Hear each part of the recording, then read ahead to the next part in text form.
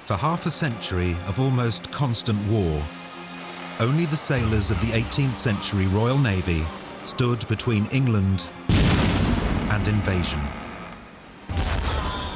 At the Battle of Trafalgar in October 1805, the men whom Nelson expected would do their duty fought with a courage, even a savagery, that awed the world.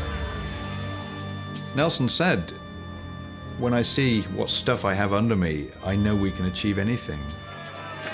And yet, around half of those seamen had been press-ganged, ruthlessly kidnapped from their lives and forced to serve, often for years at a stretch. It would have been a deeply surprising and traumatic experience for a young man. They knew they couldn't get off for like the next probably year or 2 years. They were stuck with it and there was nothing they could do. The older men were aggressive, they were possibly predatory. It was just so strange and frightening. Around a third of the sailors were Irish. 12% were classed as foreign, many of them black. Boys as young as 8 were commonplace.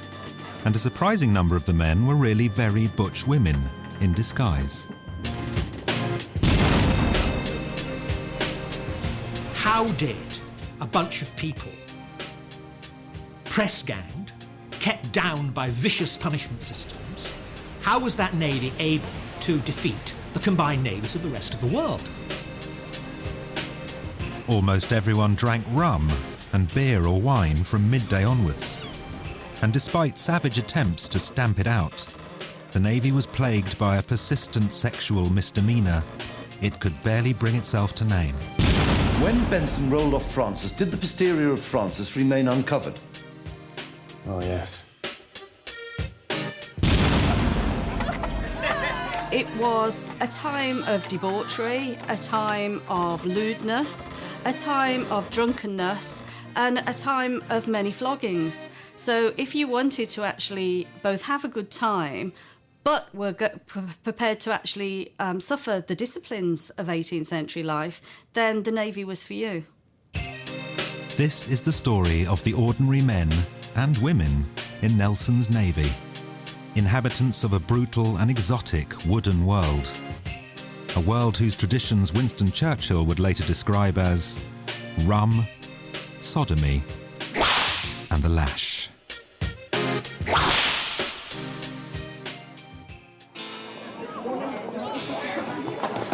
In March 1771, a 12-year-old boy arrived at Chatham Dock to join the Navy. Far from home and with no one to meet him, he looked so forlorn that a passing officer took pity on him and helped him find his ship, the Raisonnable. He would not see his family again for 6 years and would serve in the Navy for the rest of his life. The surprising thing is how young they were. Some of them could be as young as 7 or 8 or 9, and you were in fact expected to join the Navy at that sort of age. There was so much to learn, and as a young boy you assimilated all the sort of stuff very quickly and could be much more effective when you were 18 or 19 and became an officer. And many people were captains at the age of 20, you see. Bored by what he saw of his father's life as a country parson, the young gentleman was in search of adventure.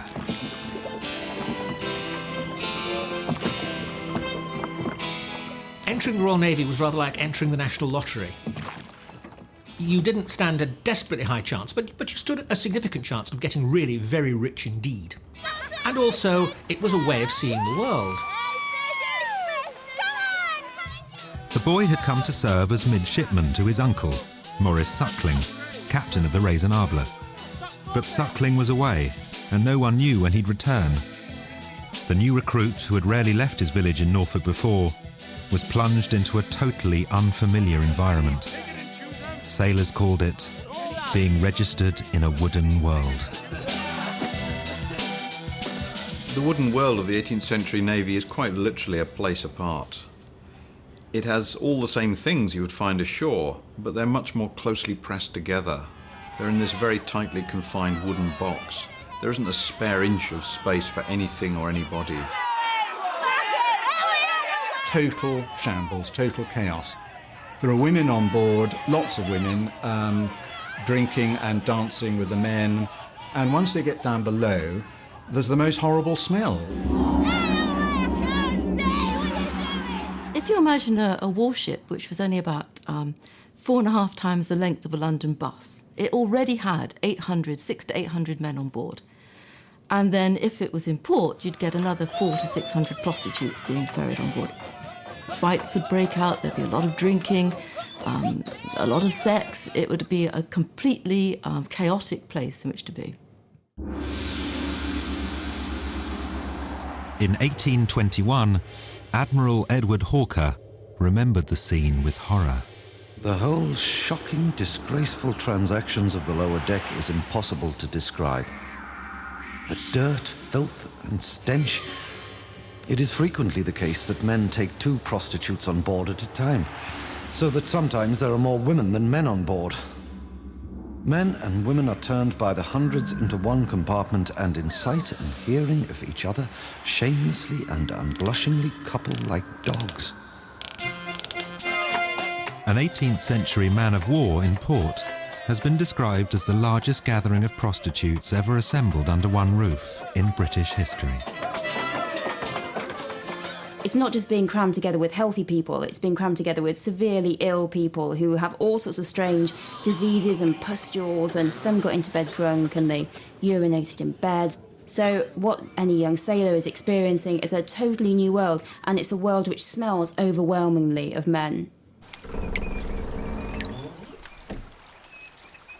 But the 12-year-old boy waiting for his uncle was led below the gun deck, where the ordinary seamen caroused and slung their hammocks, down to the orlop deck, below the waterline.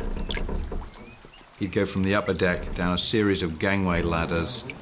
A couple of brawny sailors would carry his chest for him, and he'd be shown a very dark, dank and rather smelly place, crammed full of boys, much like himself, some slightly older. So it changes. You suddenly become a troglodyte. Young gentlemen joining the Navy were waving goodbye to many of the privileges members of their class enjoyed on land. The main deck where the men are berthed leads straight into the captain's cabin. It's only a couple of partitions apart. So the lord no longer lives in his castle. The hovel outside and the castle are all in the same wooden box. So that sense of being very close to your social betters, to being very close to your social inferiors, to being mixed up in the great press of humanity in this very strange world, it is completely different. One boy remembered his first days on board in a memoir. Here were the tars of England, rolling about casks, without jackets, shoes or stockings. Dirty women, the object of sailors' affections with beer cans in hand, were everywhere conspicuous. The deck was dirty, slippery and wet, the smells abominable, the whole sight disgusting. I forgot all the pride of the Navy, and for nearly the first time in my life, and I wish I could say it was the last, took the handkerchief from my pocket, covered my face, and cried like the child I was.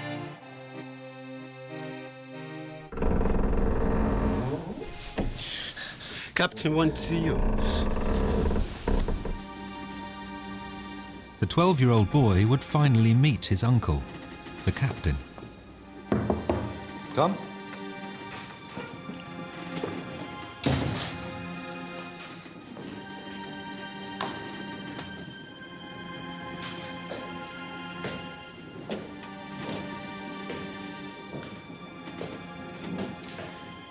What has poor Horace done? Who is so weak that he, above all the rest, should be sent here to rough it out at sea. But let him come.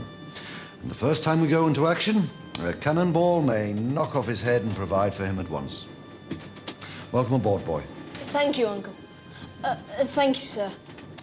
Lieutenant, enter him in the muster book. Horatio Nelson, midshipman. It's my nephew. Sister's boy. Years later, Nelson asked a young midshipman at what age he'd joined the service. When the fellow told him 12, the famous admiral replied that he thought 12 much too young. The secret of Nelson's success was very much founded in his closeness to the men, in his sort of understanding of the traumas they were going through. He was a lot more tolerant than many commanders. He put up with pets on ship, with men visiting their friends on ship, with women on ship. You know, he sort of turned a blind eye frequently. Perhaps the early experience of trauma led him to understand that, you know, life was so hard for these men that they needed to take their consolation where they could. But for all its hardships, life as a young officer held out the prospect of fame, fortune, and an opera singer or actress in every Mediterranean port. Nelson completely embodied every type of reward you could get from the Navy. He had amazing adventure. He'd seen every part of the world. He also became hugely rich, and he got the sexual reward. He got the woman who everyone wanted. He got the most famous superstar in Europe, and that was Emma Hamilton. But things could look very different from the lower deck. Even in British ports, men were often confined to the ship in case they ran away. And once they set sail, they faced a claustrophobic life of danger, disease, and periods of viciously enforced sexual abstinence that might go on for years. For the ordinary seaman, the wooden world would be the only world they knew. In 1805, ordinary seaman William Robinson, also known as Jack Nastyface, sailed into Portsmouth Harbour on board the Revenge. Land ahoy! The ship had been at sea for over a year, so the excitement was palpable. After having moored our ship, swarms of what are generally known as bumboats came round us, and a great many were freighted with cargoes of ladies, a sight that was truly gratifying and a great treat. For our crew, consisting of 600 and upwards, nearly all young men, had seen but one woman on board for 18 months. You've got this amazing contrast between a ship at sea and a ship in port. And a ship would come into a port, the sails would be furled, the anchor would be dropped, and then from that moment on, the tight discipline and the rigid order you got on a ship at sea just evaporated. Jack Nastyface was one of the few ordinary seamen who could read and write. He was to leave a salty memoir of lower deck life in Nelson's Navy. To the youth possessing anything of a roving disposition, it is attractive, nay, it is seducing, for it has its allurements, and when steadily pursued and with success, the seaman feels himself a man. And the British seaman has a right to be proud, for he is incomparable when placed alongside those of any other nation.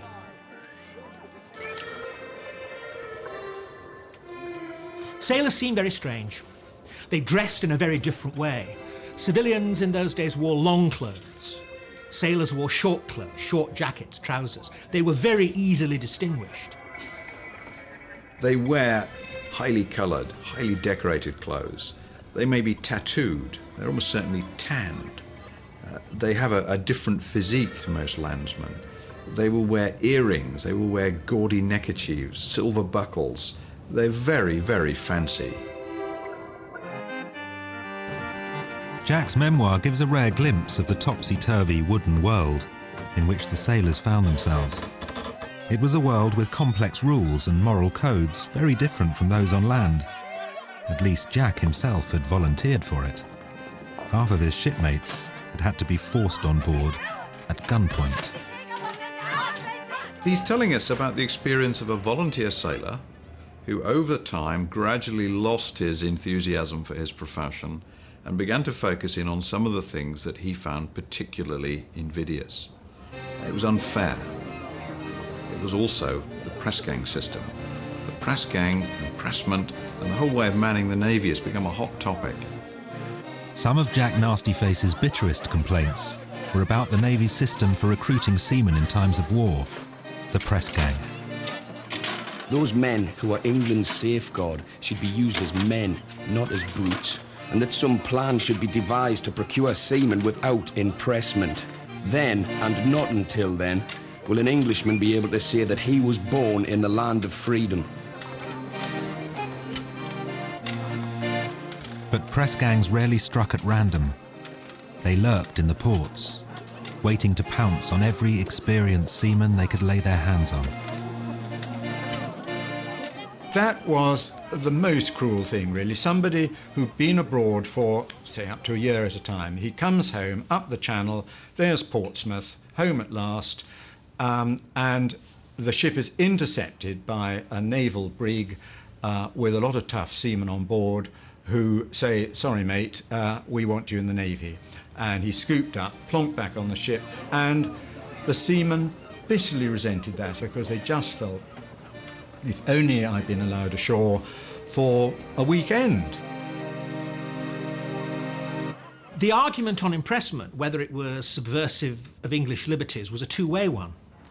As time went by, people began to see it as being a subversion of English liberty, but it was defended in Parliament as the better alternative, more compatible with English liberty than having a list and some bureaucrat saying you must come and join the Navy.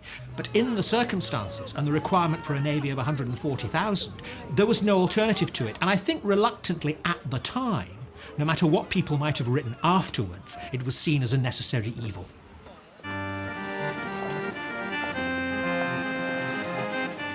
Give him a dozen. Jack Nastyface gives us a surprising insight into how the ordinary seamen felt about the punishments they received. Flogging was a very formalised and ritualised affair, and all the crew assembled in a formal manner, and there was no messing about. Lashes were laid on very hard, and someone described it as looking like burnt flesh when you've been given 3 dozen lashes. Nastyface never forgot the sight. The prisoner is made to strip to the waist, is then seized by his wrists and knees to a grating, and for fear of hurting him, humane creatures, there is a stocking put over each to prevent him tearing the flesh off in his agonies. From 1 to 5 dozen lashes are given, according to the captain's whim, and a tyrant of a captain will frequently tell the boatswain's mate to lay it on harder, or that he should be flogged next himself.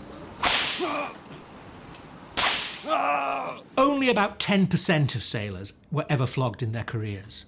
1 or 2 of those twice, but not very many.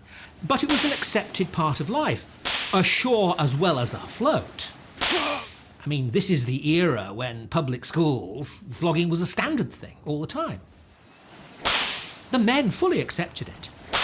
It's never, ever in any of the manifestos of any of the major mutinies that it should be done away with.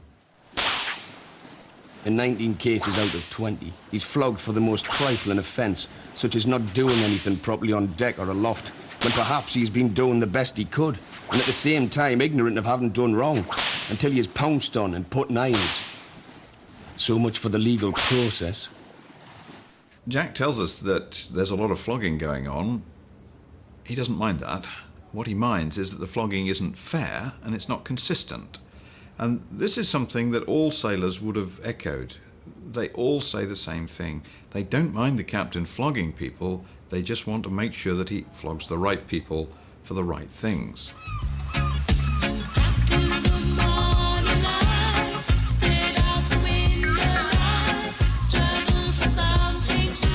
But for all its institutionalised brutality, life in Nelson's Navy was often harder for sailors' women than for the men themselves. Life for a sailor's wife was very tough. She was usually at the sharp end of poverty because basically her husband would be recruited if she was lucky, press-ganged if she wasn't. If he was press-ganged, she'd have no idea where he was, no idea when he was coming home. He wasn't going to be able to write to her. She had no concept of how to plan her life and how to survive.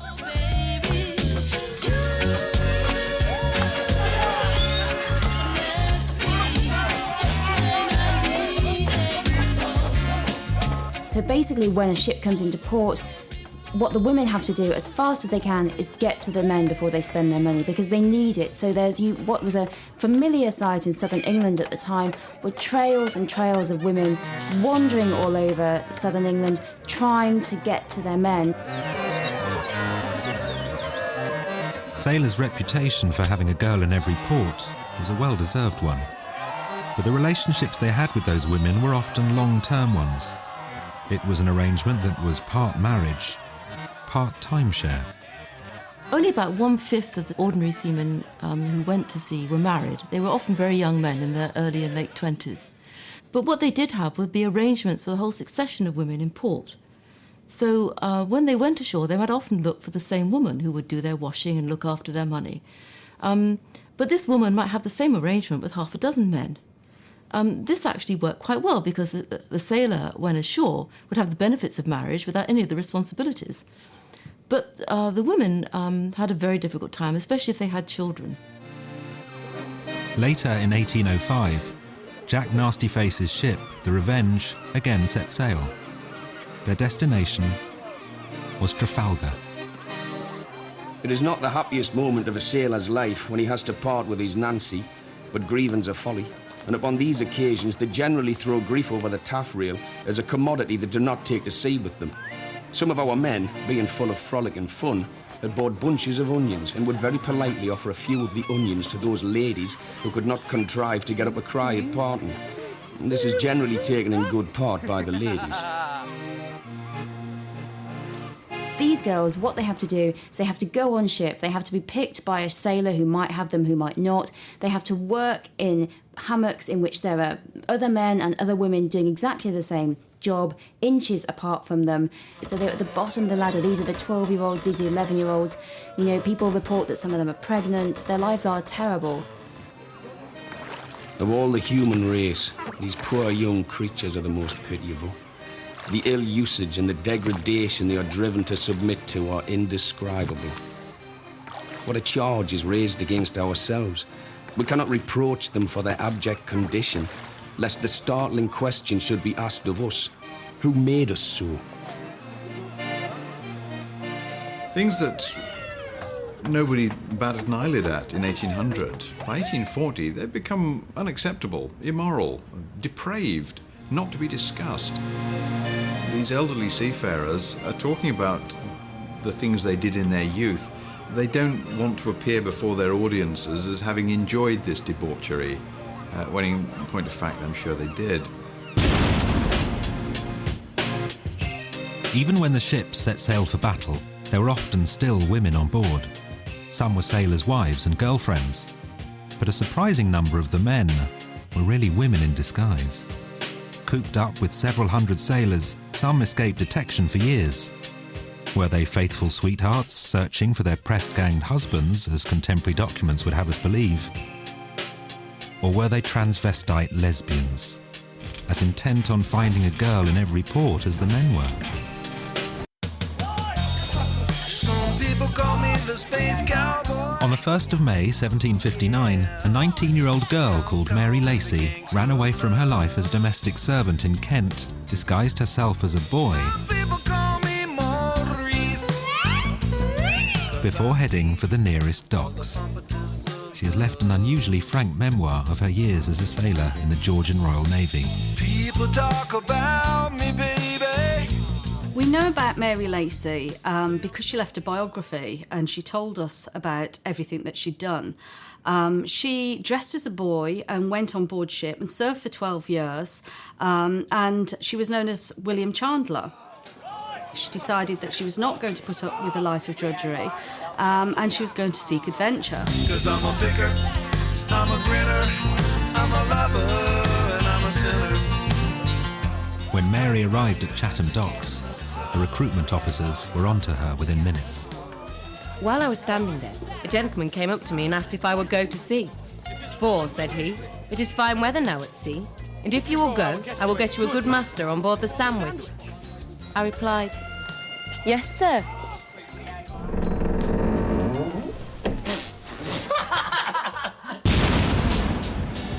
Mary Lacey is one of more than 20 seafaring women transvestites of the 18th century whose stories have come to light. William Brown was a black woman who served on the Queen Charlotte for 11 years. As captain of the foretop, she had one of the most prestigious and dangerous jobs on the ship. She was outed by a newspaper in 1815.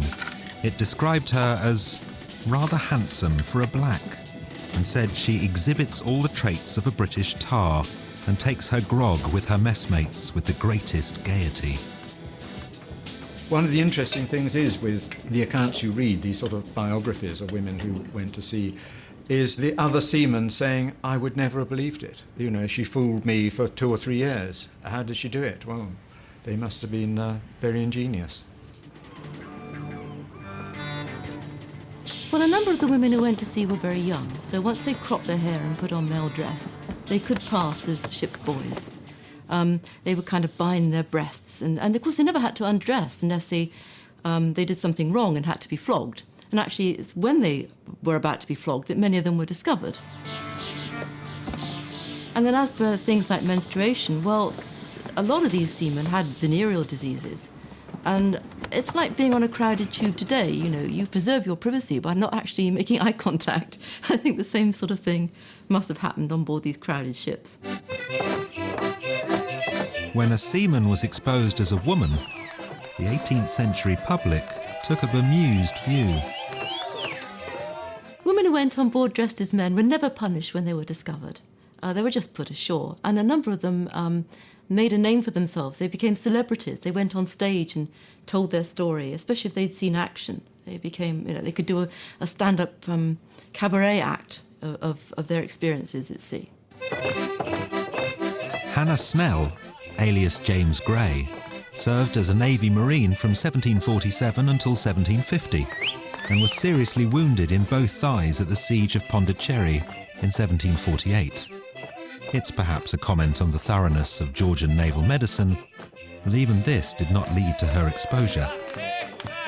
When she got back to England, she took to the stage, wowing audiences by performing a sensationalised version of her life, accompanied by an all-singing, all-dancing troupe of cross-dressed female tars. But her star soon faded, and she returned reluctantly to living as a woman. She died penniless in the Bedlam Lunatic Asylum in 1792.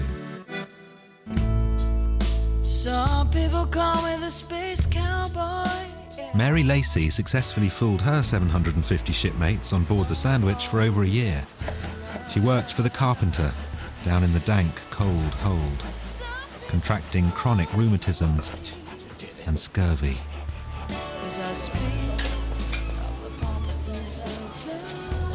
But once Mary got back to Portsmouth, it soon became clear from her memoir that she was as keen on finding a girl in every port as the men were.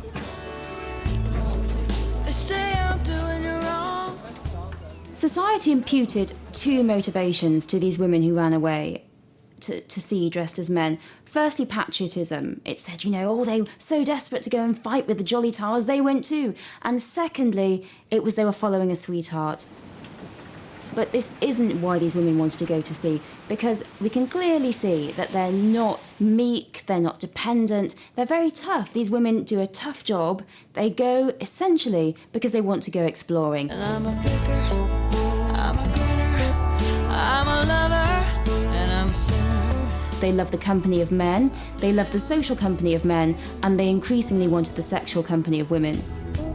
I'm a joker, I'm a smoker, I'm a midnight toker. I think the lesbian bit about women going to sea can be overplayed, and I do suspect that in some cases, not all, the lesbian episodes were put in by the writer in order to, you know, achieve sales of the book. You're the cutest thing I ever did see. I really love your peaches, wanna shake your tree. One of Mary's many girlfriends worked as a servant at her friend Mr. Dawkins' house, where Mary sometimes spent the night. Really love your peaches. I then asked the maid where I was to lie. She answered there was no place but with her. Perceiving her forwardness, I thought it was no wonder the young men took such liberties with the other sex when they gave them such encouragement. I must confess that if I had been a young man, I could not have withstood the temptation which this person laid in my way. For she was so fond of me that I was ever at her tongue's end.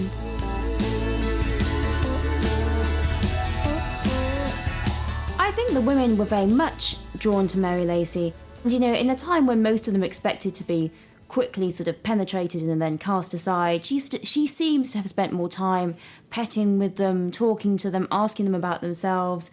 And I think that we can see this in her very early relationship with the carpenter's wife. In 1763, Mary was apprenticed to the carpenter of the royal sovereign, Alexander MacLean, and lived with him and his so-called wife, a blousy, boozy woman whose friends all seemed to be prostitutes from Gosport. Mrs. MacLean soon took a shine to her husband's sensitive young assistant. While I was laying the cloth, my mistress would stroke me down the face and say that I was a clever fellow, which expression made me blush. We hear that the cross-dressing sailors have been very intimate with the women that they know, but we don't actually get the details, so we don't quite know how intimate they are or what they've been doing. Presumably these women must have known that these women dressed as men were really in fact women, but that didn't stop them from actually being courted and accepting these women. There was a provisional heir to Mrs. MacLean's marriage to Mr. MacLean, and when he was briefly thrown into debtor's prison, her first reaction had been to pawn all his furniture and spend the money on drink. Matters came to a head when Mrs. MacLean came back drunk with some of her friends on a night that Mr. MacLean was away. My mistress came and placed herself in my lap, stroking me down the face, telling the waterman what she would do for me, so that the people present could not forbear laughing to see her sit in such a young boy's lap, as she thought I was. But MacLean arrived back unexpectedly and threw them both out on the street. My master, overhearing her say that she would set off for Gosport, soused us all over with a chamber pot, which made me fall into such a fit of laughter. See what a pickle she was in. Mrs. MacLean started taking Mary out on the town. To Gosport, into those lewd houses in South Street, where I was obliged to be very free with the girls. To go off to seek adventure on board ship, and then with their messmates, come off board, go to the port, pick up a woman, dine her, carouse, have a good time, knock back the grog, have sex with them. It was wonderful. It was a way that they could sexually express themselves without actually getting into trouble. Just as she had finally won her apprenticeship, and so her financial independence, Mary was too ill with rheumatism to carry on working and had to go to London to try and get a pension. It meant an emotional goodbye to all of the girls.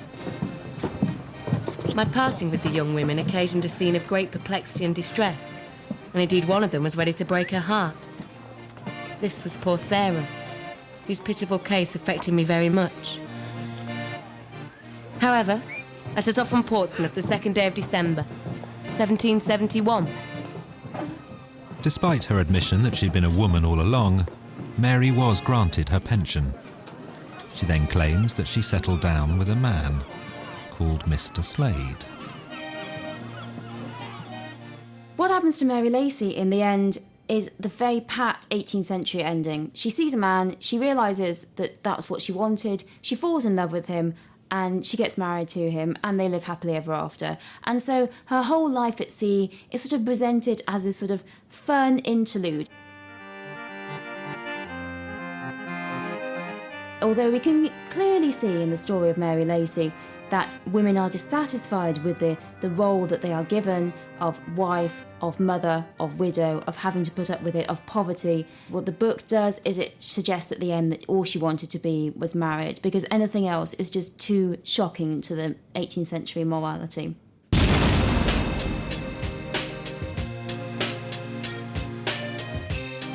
But if Nelson's Navy took a surprisingly indulgent view of women behaving like men, it took an incomparably harsher line on what it saw as men behaving like women. Sex between men was fiercely prohibited, sodomy punishable by death. Verbatim reports of around 100 sodomy courts-martial survive, and they paint a graphic, if sometimes quite uncomfortable picture of some sailors' sex lives at sea.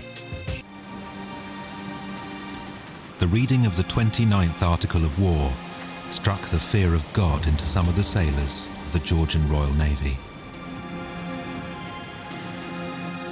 If any person in the fleet shall commit the unnatural and detestable sin of buggery or sodomy with man or beast, he shall be punished with death by the sentence of the court-martial.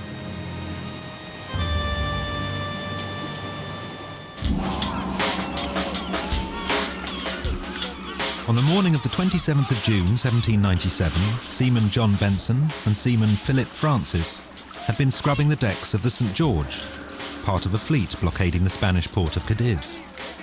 At midday dinner, they were issued with their first pint of grog, 1 part rum to 3 parts water. During the dazzling Spanish afternoon, Benson and Francis drank a further gallon of beer each, with another pint of grog at supper at 4.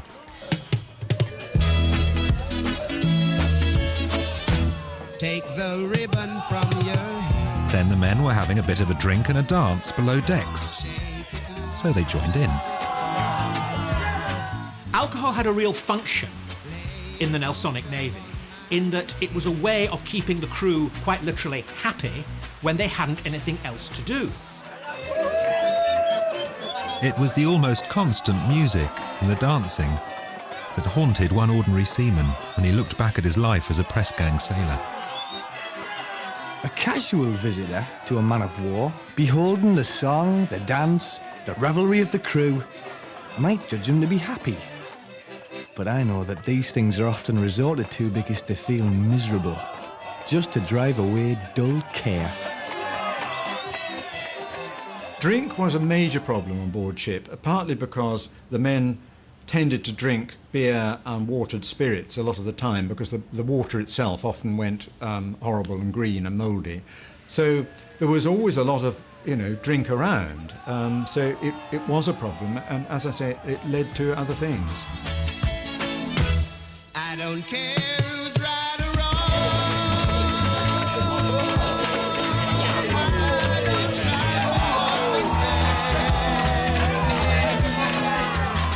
John Benson had been keeping his grog ration back for a few days, so he asked Philip Francis if he wanted to share it with him, which Francis agreed to.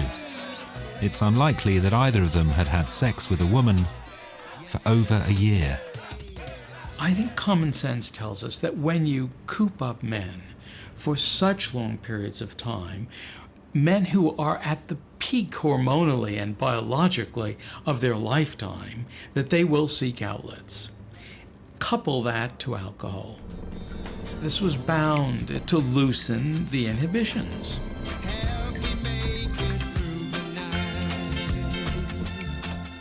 Despite Winston Churchill's famous quip that the Navy's traditions were quite literally rum, sodomy and the lash, the 18th century Navy from top to bottom took a very, very dim view of homosexuality.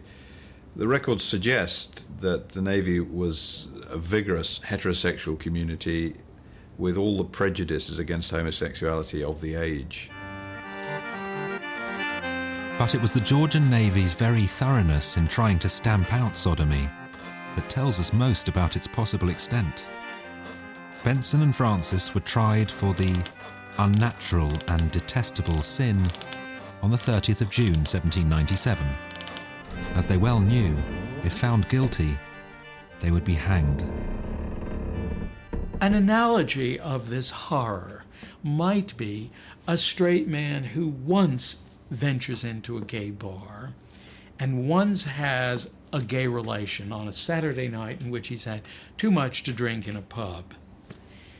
And he's reported now as a sodomite or a homosexual. Of course he's not homosexual, he's a heterosexual who committed one homosexual act.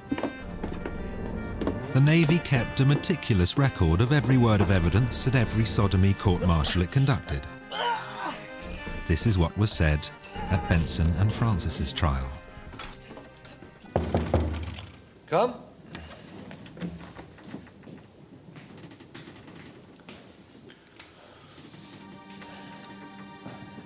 Relate what you know of this business.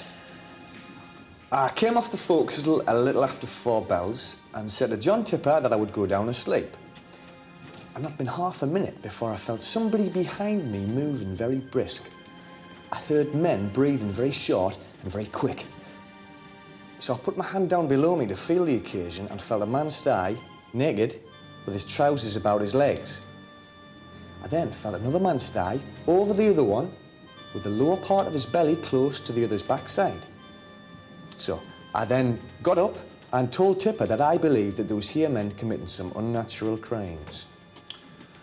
In what position did they appear to you to be in when you first felt them? Lying on their side.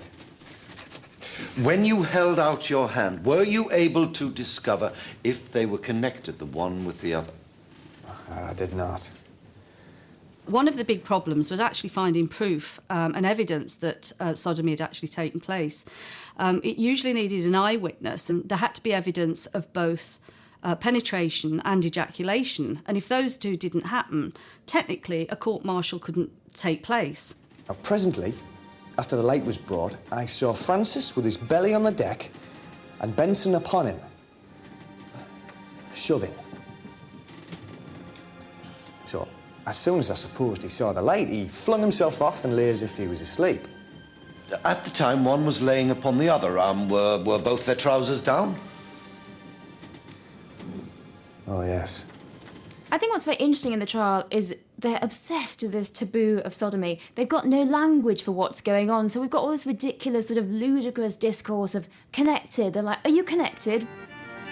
And you can clearly see what's been going on, but no one will quite admit it. When Benson rolled off Francis, did the posterior of Francis remain uncovered? Oh, yes. Well, did either of them make any observations on being caught in this position? When they rose Francis up, he appeared to be very much in liquor and seemingly insensible. Now, on asking whether he was not ashamed of himself, he said, "Where am I? What's the matter? Am I not in my hammock?" From what you saw altogether, do you think you have reason to believe that they were connected with each other? I believe they were endeavouring.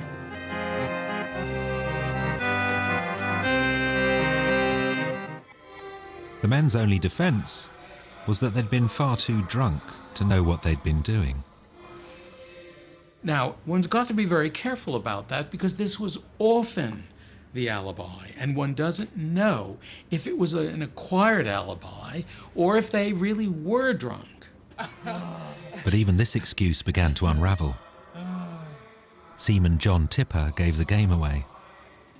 Did Francis say that he did not understand anything of the charge against him in so clear and distinct a manner that you understood perfectly what he said? Yes, he did. But I believe the fright and the charge that was laid against him brought him to his senses a little.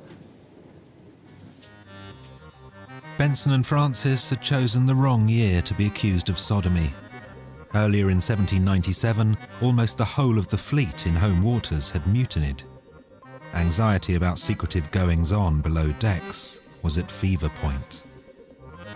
When the spectre of mutiny arrives, this is when homosexuality becomes severely frightening. When there's a suggestion that the ship might be be invaded, suddenly they're also obsessed with the invasion of men by other men, and the suggestion that men who are mutineers are also going to be seducing, and the men who are having sex with each other at the same time are going to be planning. And I think frequently they try and get men that they suspect are mutineers by saying they're homosexual, because they can't quite put their finger on the suspicions that they have.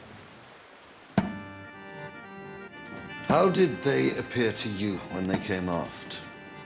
Drunk or sober? They appeared to me to be perfectly sensible. What?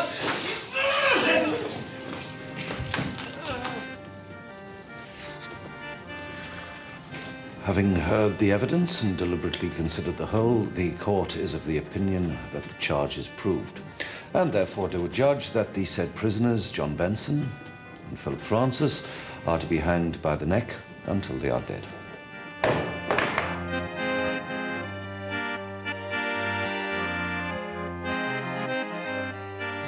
John Benson and Philip Francis were hanged from the yardarm of their ship, the St. George, at 9 a.m. on Sunday, the 2nd of July, 1797.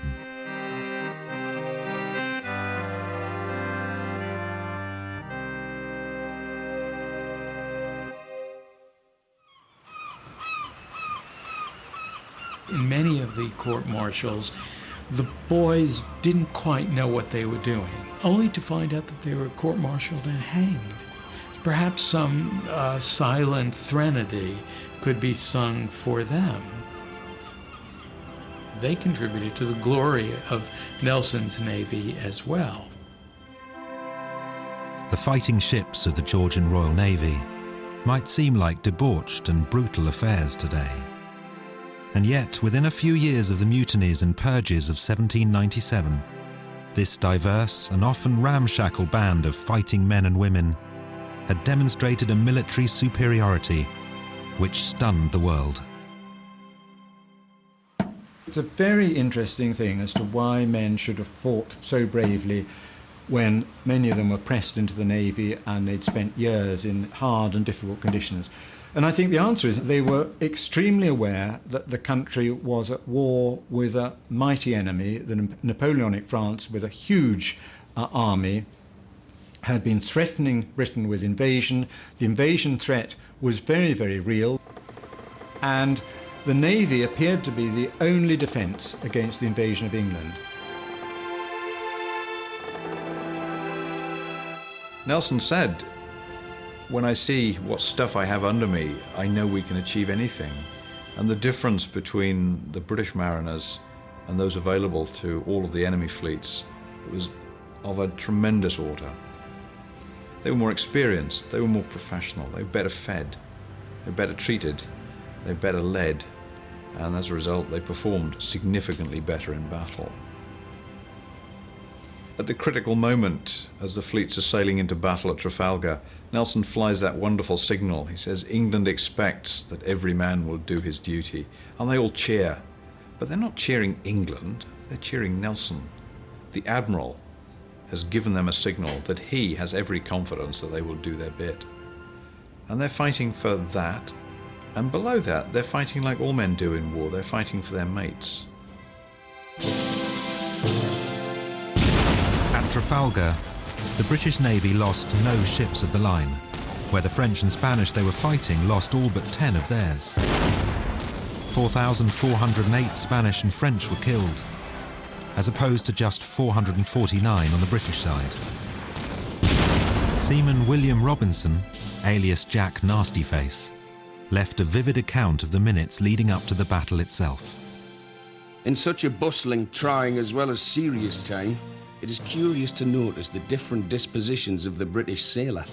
Some would be offering a guinea for a glass of grog, whilst others were making a sort of mutual verbal will, such as, if one of Johnny Crapo's shots, a term given to the French, knocks my head off, you will take all my effects, and if you are killed and I am not, why, I will have yours. It was evident that the fate of England rested on this battle. Therefore well might Lord Nelson make the signal. England expects that each man will do his duty.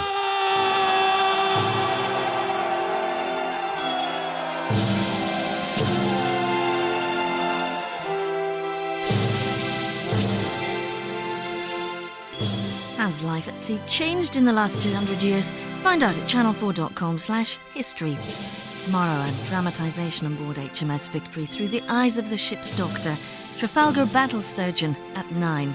Next tonight on 4, drug smuggler Johnny Depp is in way over his head in our film Blow.